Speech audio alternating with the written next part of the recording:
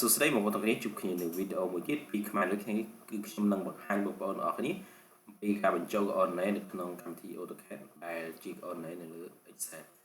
អូខេអញ្ចឹងយើងអាចមានកម្មវិធីសម្រាប់បញ្ចូលបណ្ដាញនៅក្នុងវីដេអូនេះគឺខ្ញុំចង់បង្ហាញពីការបញ្ចូលវាដោយដៃយើងតែម្ដង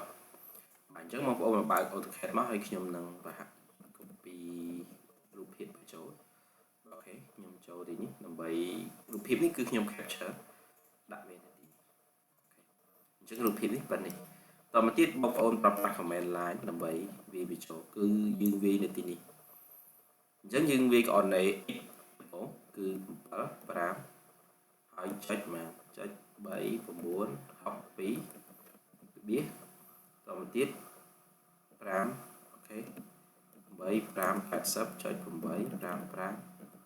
5មកបងប្អូនចុច enter តមកទៀតបងប្អូនចុចអីគេ60 4 ចុច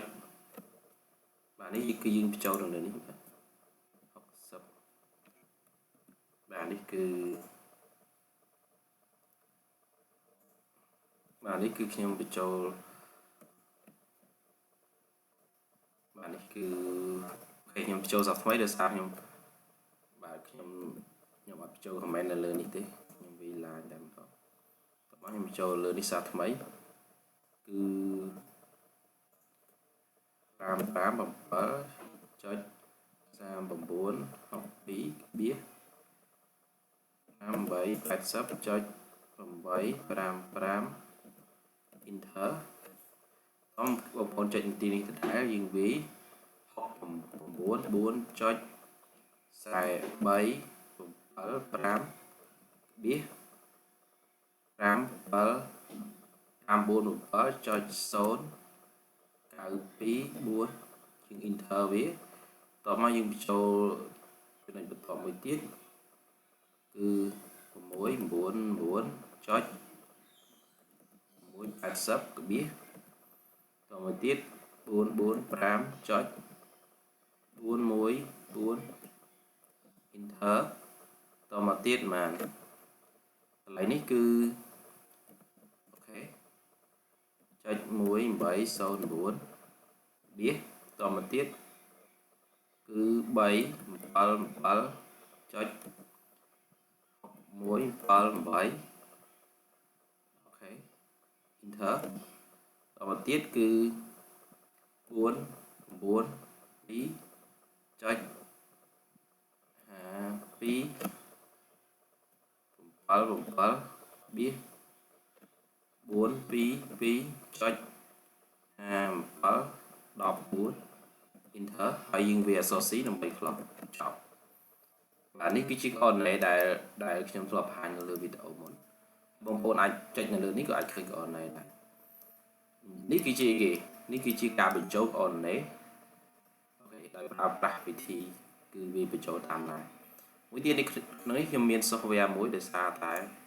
អូខេដោយសារតែ software ហ្នឹងក៏សម្រាប់តែ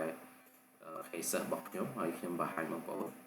ថាអ្វីដែលយើងនឹងវាដូចគ្នាអត់អញ្ចឹងខ្ញុំចូល start ហើយខ្ញុំនឹងបើកទាំងត្រថ្មីតមកខ្ញុំនឹង run software ហ្នឹងតមកខ្ញុំចូលនឹង add in របស់ខ្ញុំនឹងមាន software នេះអញ្ចឹងខ្ញុំ select ក online នេះដើម្បីឲ្យវាត្រនៅលើ AutoCAD តមកគឺខ្ញុំនឹងបញ្ចូលក online ចំណុចចាប់ដើមរបស់ខ្ញុំគឺ557ចុច3962ហើយកន្លែងនេះគឺ694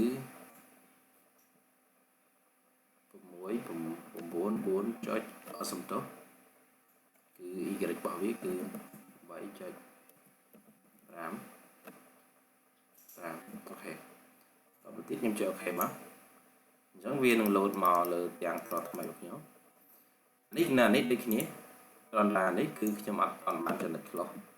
អញ្ចឹងខ្ញុំវាឡាញដើម្បីភ្ជាប់វាមកនៃវាដូចគ្នាអញ្ចឹងខ្ញុំអាចជួញវាទៅជានេះមកហើយខ្ញុំនឹង add នៅ software មួយទៀតដើម្បីបញ្ជាក់ថាតើ online ដែលខ្ញុំបញ្ជូនមកវាខុសឬក៏ត្រូវអូខេ